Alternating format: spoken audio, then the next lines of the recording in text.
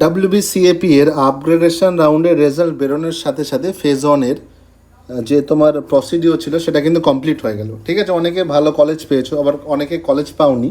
ঠিক আছে, অনেকে ওয়েট করেছো মপ আপ রাউন্ডের জন্য। এখন সবচেয়ে বড় বিষয় যেটা, অ্যালটমেন্ট স্ট্যাটাস সবাই আশা করি চেক করে নিয়েছো। ঠিক আছে, সবার কাছে যে কোশ্চেন আমাকে বারবারই সবাই কমেন্ট সেকশনে জানাচ্ছ সেটা হচ্ছে ফিজ যে অ্যাডজাস্টমেন্ট তার নিয়মটা কি, আর ফিজিক্যাল ভেরিফিকেশান করার সময় মোটামুটি তোমার কী কী ডকুমেন্টস লাগবে।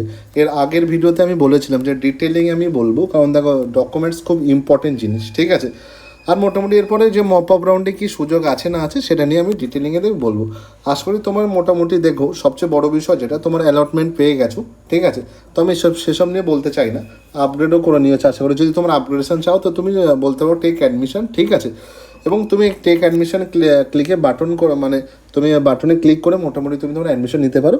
এবং তোমার নতুন কলেজে ততক্ষণ অবধি অ্যাডমিশন হবে যতক্ষণ না তুমি আগের কলেজ ক্যান্সেল করবে। এই জন্য আগের কলেজটাও কিন্তু ক্যান্সেল করা দরকার। ঠিক আছে, এবার সবচেয়ে বড় বিষয় যেটা, সেটা হচ্ছে চলে আসি ফিস আপডেটের বিষয়। তারপর দেবে ডকুমেন্টস নেবে, ধীরে সুস্থে আরামসে বলবো, সবাই অত্যন্ত কনসেন্ট্রেশনের সাথে শুনবে। দেখো ফিস অ্যাডজাস্টমেন্টের ব্যাপার যেটা বলি, ভাবো যদি তোমার নতুন কলেজের ফিস, ঠিক আছে, নতুন কলেজের ফিস আগের কলেজের ফিসের তুলনায়, ঠিক আছে, যদি তোমার বেশি হয়, ভালো করে বোঝো, সেক্ষেত্রে তো কিন্তু তোমার যতটা আর কি ফিস বেশি হবে, ধরো তোমার আগের কলেজের ফিস ছিল 3000, নতুন কলেজের ফিস 4000, তোমাকে কিন্তু পুরোপুরি 4000 পে করতে হবে না। আগে যেহেতু 3000 পে করা আছে, তোমাকে আর 1000 রুপিস পে করলে মোটামুটি তুমি তোমার নতুন কলেজে সিট অ্যালটমেন্ট হয়ে যাবে, এবার বা ফিস দেওয়া হয়ে যাবে। সবচেয়ে বড় বিষয় যেটা, সেটা দেখো তোমার যদি কম থাকে ফিস, ভাবো 3000 ছিল আগের কলেজের ফিস, নতুন কলেজের ফিস 2500 টাকা, সেক্ষেত্রে কিন্তু 500 রুপিস তোমার ব্যাক হয়ে যাবে বা রিফান্ড হয়ে যাবে তোমার অ্যাকাউন্টে, তোমার যে অ্যাকাউন্ট থেকে আর কি তুমি পেমেন্টটা করেছিল। এবার দেখো সবচেয়ে বড় বিষয় যেটা, এখান থেকে ভালো করে বুঝবে, আজকের ভিডিওটা মেনলি এটা নিয়ে আর কি করা। এছাড়া যদি কোনো ডাউট থেকে থাকে ভিডিও দেখার পর আমাকে অবশ্যই কমেন্ট সেকশন জানিও। ঠিক আছে, আর দেখো সবার আগে ডাব্লিউবিসিএপির তোমার কাউন্সিলিং রিলেটেড, ঠিক আছে, বা মপ আপ রাউন্ড রিলেটেড তুমি যদি কোনো কিছু কোশ্চেন মানে আপডেট দেখতে চাও, তাহলে অবশ্যই চ্যানেলটা সাবস্ক্রাইব করে নেবে। বা দেখো সবচেয়ে বড় বিষয় যেটা, সবার কাছে প্রশ্ন হচ্ছে এটা, স্যার ফিজিক্যাল ভেরিফিকেশন কি mandatory? Of course physical verification mandatory. ঠিক আছে, তুমি পোর্টালে অ্যাডমিশন নেওয়ার পর যদি নির্দিষ্ট বা পার্টিকুলার দিনে তুমি যদি অরিজিনাল যে ফিজিক্যাল যে ডকুমেন্টসগুলো তুমি আর কি আপলোড করেছিলে আর কি বেসিক্যালি তুমি তোমার পোর্টালে, সেগুলো নিয়ে তোমার অবশ্যই কলেজে গিয়ে ভেরিফাই করে নিয়ে আসতেই হবে, এটা কিন্তু বাধ্যতামূলক। ঠিক আছে, তুমি যদি এটা না করো তাহলে কিন্তু তোমার প্রফেশনাল অ্যাডমিশন ক্যান্সেল হয়ে যাবে। ঠিক আছে, আর সবচেয়ে বড় বিষয় যেটা, তুমি এটা কিন্তু খেয়াল রাখবে। ঠিক আছে, যে পোর্টালে যে ডকুমেন্টসগুলো আপলোড করেছিল সেই ডকুমেন্টসগুলো নিয়ে গিয়ে তোমাকে ভেরিফাই করতেই হবে।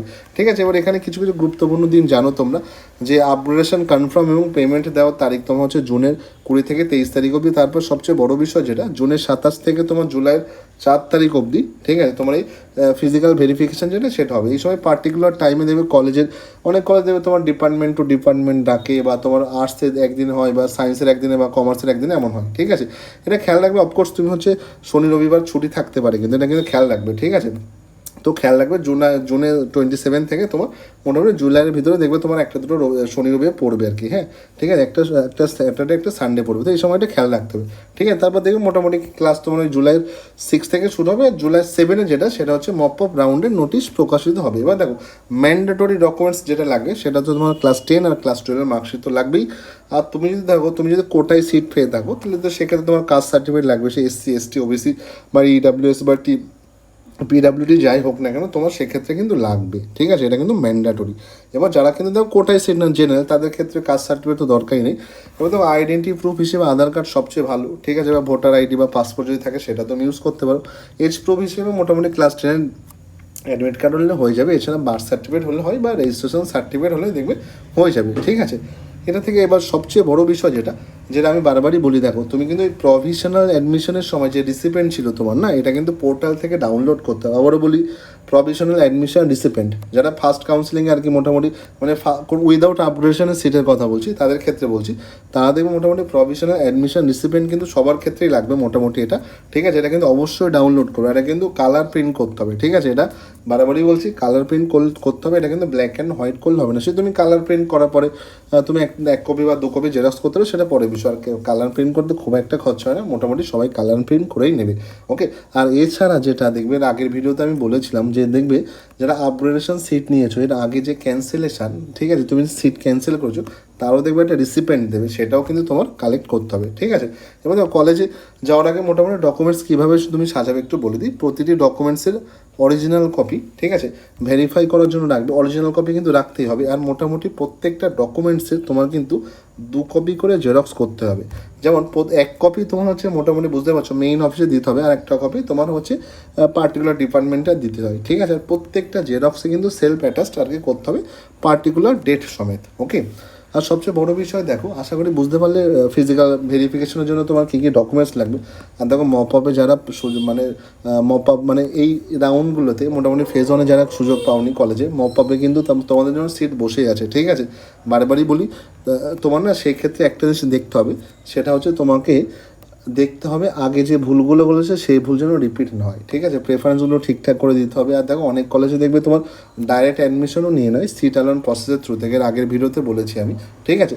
তো মপ আপ রাউন্ডে দেখবে আমি ডিটেলিংয়ে বলবো। আজকে ভিডিওটা যেহেতু তোমার হচ্ছে ডকুমেন্টস নিয়েছিল, তো সেই জন্য আমি দেখবে ডকুমেন্টস রিলেটেড বলেছি। এছাড়া বারবারই বলছে স্ট্যাটাস চেক তুমি লগ ইন করে সবাই অলরেডি দেখে নিয়েছে, ঠিক আছে, রেজাল্ট চেক করে নিয়েছে।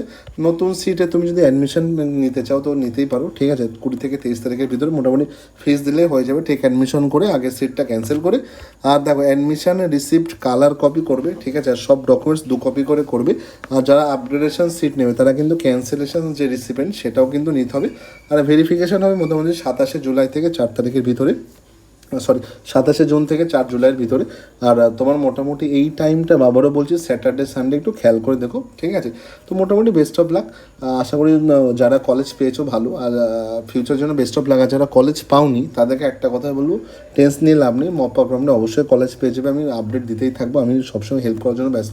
আমি তো হেল্প করার জন্য বেসিক্যালি দেখো বারবারই বলি, দেখো আমি না WBJ এর কাউন্সিলিং চলছে, এই তো নিট হয়ে যাবে, ঠিক আছে। নিট আজকে নিট হচ্ছে মোটামুটি সবাই জানো তোমরা, হ্যাঁ, ঠিক আছে। তো এইসব নিট বা WBJ ছাড়া না এই ভিডিওগুলো বানাই যাতে তোমার সবাই উপকৃত হয়, ঠিক আছে। তো দেখো WBCAP নিয়ে আগে বেসিক্যালি আমি ভিডিও বানাতামই না, কম্পিটিটিভ এক্সাম নিয়ে বানাতাম। বাট হ্যাঁ, তোমাদের অনেকে হেল্পফুল হয়েছে, অনেকে পজিটিভ ফিডব্যাক দাও। তো যত জোরসে আমাকে সাপোর্ট করবে আমি চেষ্টা করবো তোমাদের সাপোর্ট করা। সবাই ভালো থেকো, সুস্থ থেকো, চ্যানেলটা সাবস্ক্রাইব করে দিও। আর all the best for your future.